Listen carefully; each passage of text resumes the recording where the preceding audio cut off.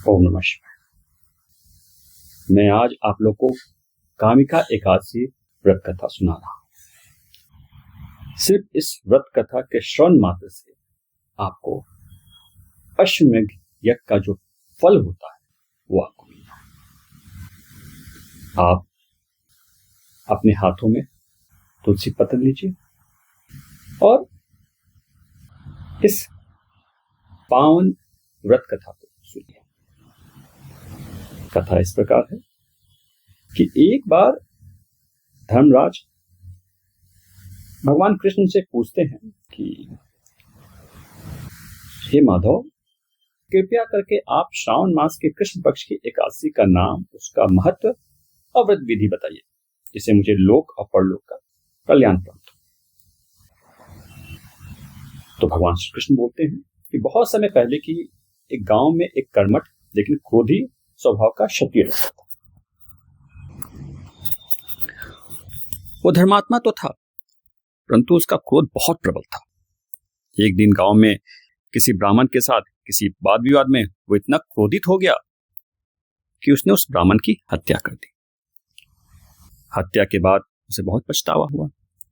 वो अपने पाप से इतना व्याकुल हो उठा कि आत्मग्लानि से जीवन बिताने लगा। लोग उसका बहिष्कार करने लगे। गांव वालों ने उसे अपवित्र और पापी मान लिया। जब उसे कुछ समझ में नहीं आया तो परेशान और निराश होकर वो वन में चला गया और वहां जाकर वो तपस्या करने लगा, परंतु उसकी आत्मा को शांति नहीं मिल रही थी। तभी एक दिन कहीं से एक ऋषि वन भ्रमण करते हुए वहां पहुंच गया। उन्होंने उस क्षत्रिय को देखा तो उसे उसके निराशा कारण, उसके तपस्या का कारण पूछा। तो उसने अपने अपराध को बताया।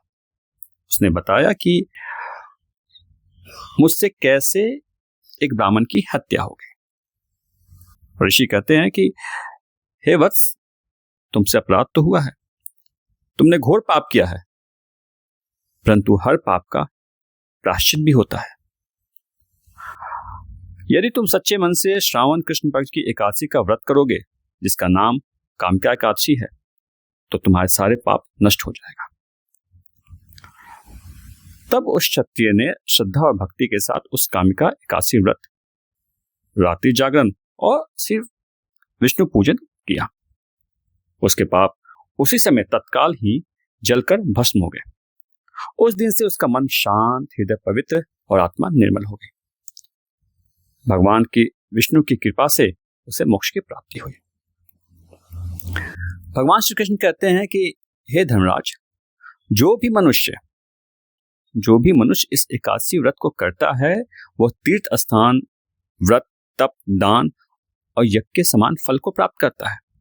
यहां तक कि कुंभ मेले में गंगा स्नान और गौदान के बराबर पुण्य इस व्रत से प्राप्त होता है। ब्रह्म हत्या, भ्रूण हत्या जैसे घोर पाप भी नष्ट हो जाते हैं इस व्रत के करने से या फिर श्रवण मात्र से। इस दिन तुलसी, सालिग्राम और श्री हरि की पूजा का विशेष रूप से महत्व है और ये पूजन जरूर करना चाहिए। यहां तक कि इस व्रत को करने से पितरों की शांति, भूत प्रेत बाधा और बहुत से रोग शोक निवारण हो जाता है। ये उसके लिए भी बहुत प्रभावी है।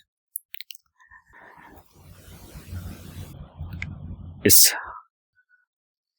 व्रत को सुनने के बाद जो हाथ में आपने तुलसी पत्र रखा है, उसे आप भगवान विष्णु के या फिर भगवान श्री कृष्ण के चरणों में अर्पित कर देते हैं।